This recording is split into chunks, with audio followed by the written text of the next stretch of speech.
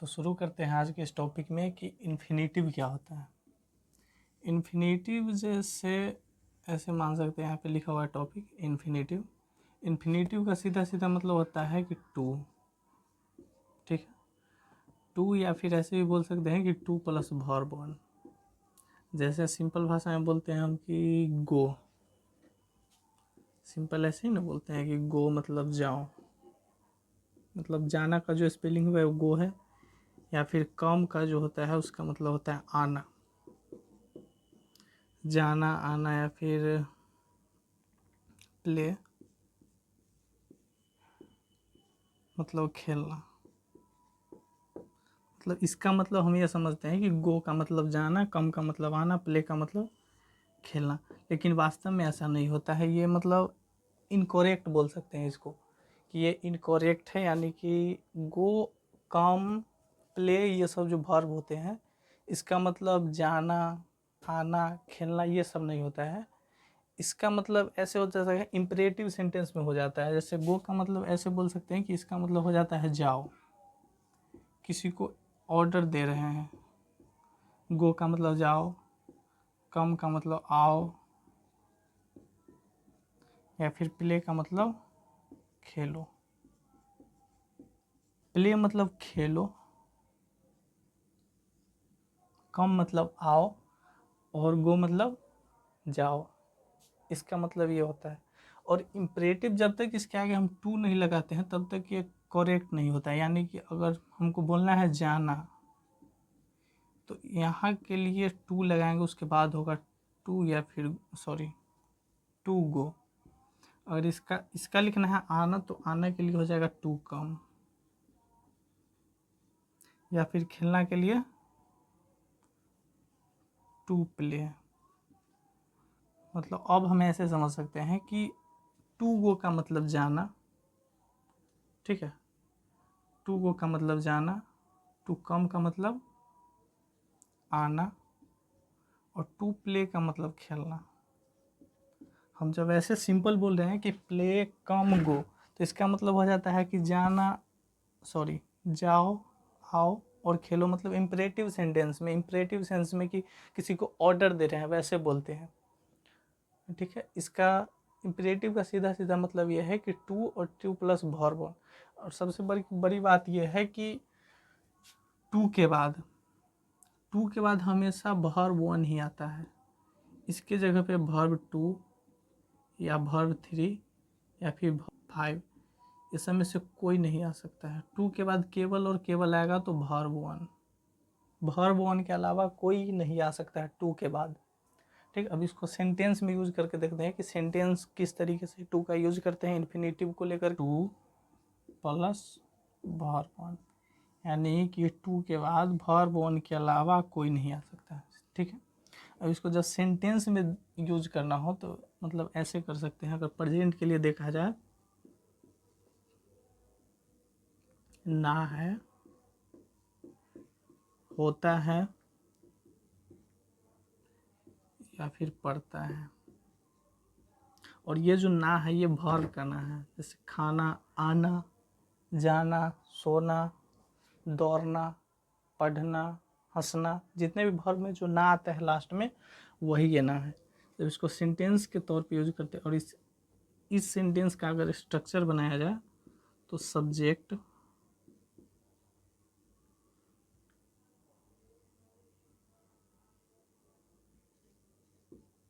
Has, have, two plus verb one plus object, मतलब हम ऐसे बना सकते हैं। और इसका जो अगर ट्रांसलेशन सेंटेंस के रूप में जब यूज किया जाए तो जैसे मुझे जाना है,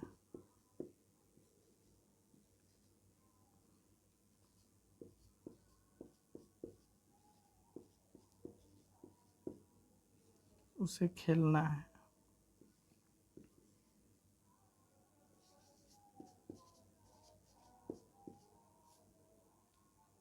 आपको काम करना है।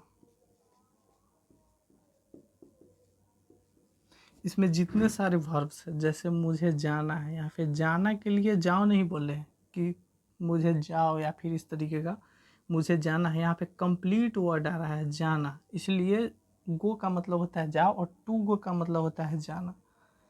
खेलना, कंप्लीट वर्ड आ रहा है काम करना, मुझे जाना है। आई के साथ लगता है helping verb have, I have.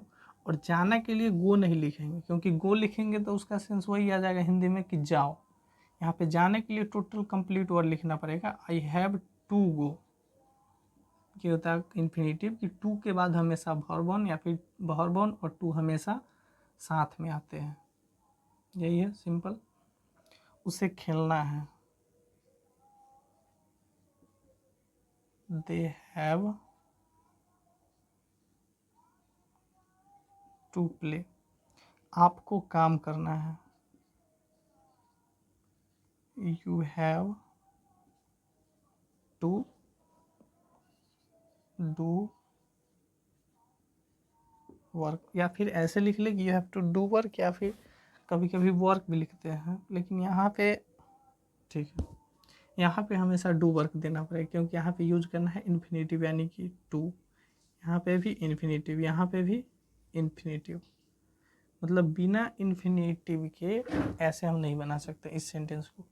अभी जो बताया गया उससे भी एक बेसिक सेंटेंस ये आता है इसके ऊपर कि वाला, वाली, वाले, या फिर ये तीनों के जगह पे सिर्फ एक ये रहेगा को।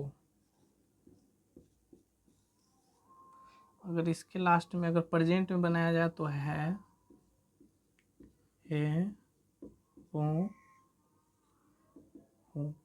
यही होता है। मतलब प्रेजेंट के लिए तो यही यूज करते हैं, पास्ट के लिए था यूज करते हैं, फ्यूचर के लिए गागे की यूज होता है, बस सिंपल है।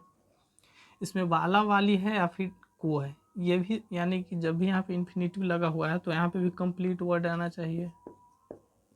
जाना, हंसना,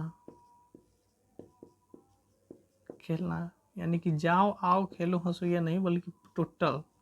तभी हम इंग्लिश में यूज करेंगे टू प्लस भी वन, नहीं तो केवल भर वन ही दे सकते हैं। यहाँ पे अगर वाला वाली के लिए जब सेंटेंस बनाते हैं तो ऐसे बना सकते हैं, मैं खाने वाला हूँ,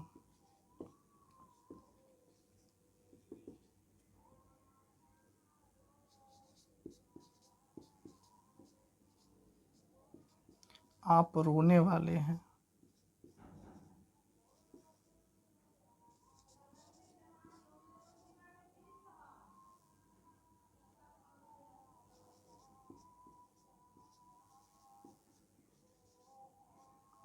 वह आने वाली है। यानी कि ऐसे बोल ले या फिर ये टोटल की जगह पे हम लगा दे को। वह खाने को है, आप रोने को हैं, वह आने वाली है या फिर वह आने को है। मतलब सबका सेंस एक ही है, सबका मतलब एक ही है कि मतलब ये काम होने वाला है थोड़ा देर में, अभी प्रेजेंट में। वह खाने वाला है, आप रोने वाले हैं किसी कारण से, वह आने वाली है, हम लोग जाने वाले हैं।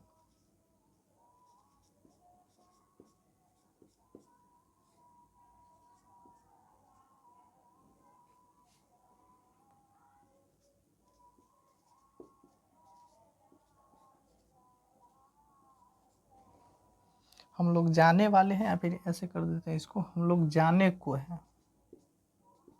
सेंस ही सबका एक ही होगा, सेंस सबका एक ही होगा।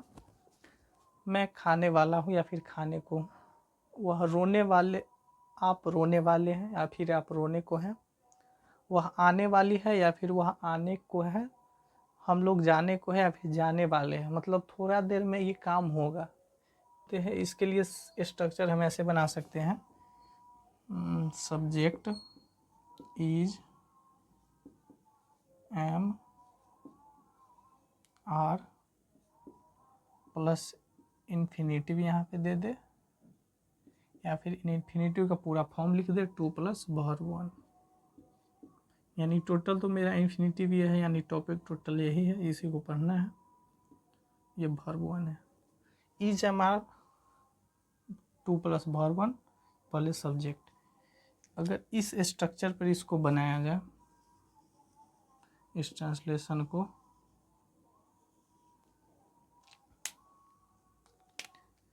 जैसे मैं खाने वाला हूँ, मैं का सब्जेक्ट के लिए होता है आई, इसका हेल्पिंग वर्ब एम, और हेल्पिंग वर्ब तो हो गया, उसके बाद टू सब में लगाना है, और वर्ब 1 खाने के लिए it,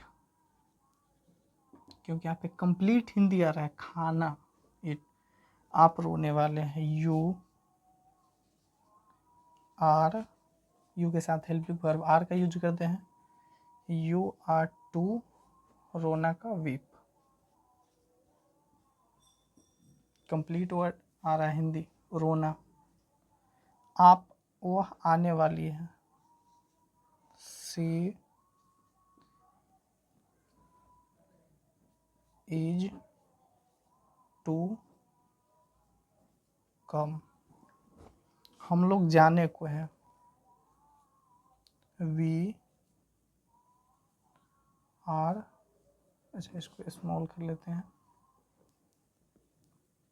we are to go, यही होता है। अब यहाँ पे इन्फिनिटिव का सीधा मतलब है 2 + वर्ब 1, वर्ब इट इसके पहले टू हो गया इन्फिनिटिव, वीप इसके पहले टू, वीप रोना उसके पहले टू, कम आना इसके पहले टू, गो जाना इसके पहले टू। यही होता है इन्फिनिटिव का, ये बेसिक यूज है। इससे पहले जो था, इससे ऊपर लेवल का यूज है।